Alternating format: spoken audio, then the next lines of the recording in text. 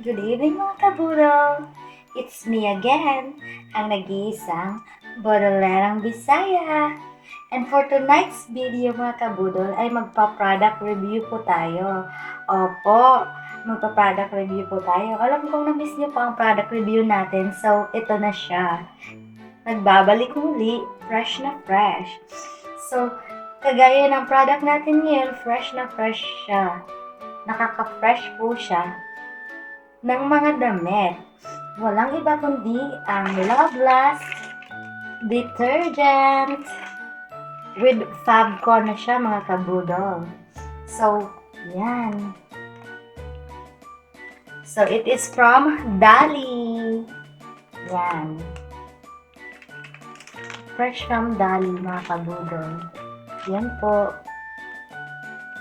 Kasi pansin mga kabudol, sa mga nilalaban po natin na white, like our uniform, yan. Mabango po siya i-apply. Tapos nakakaputi po siya. Look. O diba? Saan ka pa? Tapos hindi po siya ng kamay, nakakagaspang. Talagang smooth lang siya gamitin mga kabudol. At ang kagandahan pa, murang-mura lang siya. At mabango. Look. Meron na rin po siyang instruction mga kabudol sa likod para paano siya matitipid. Kasi, ang kagandahan po mga kabudol, sobra po siya mabula. Easy to apply. Look. Diba?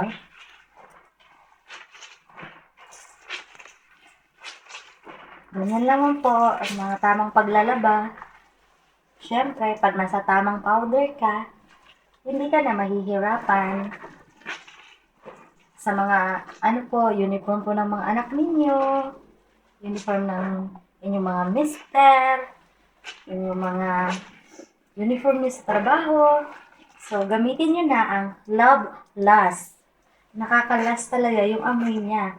At hindi lang yon, meron pa siyang pagmamahal. Kasi di ba nga, love lasts. At syempre mga kabudol, hindi mawawala ang Fabcon.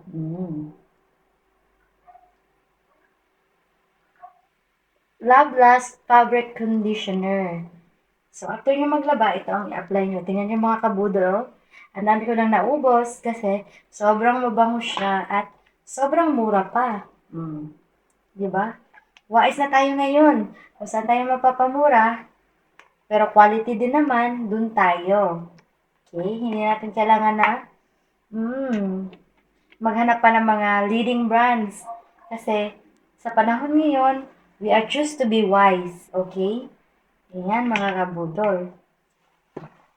Nakatipid ka na, quality pa ang laba mo.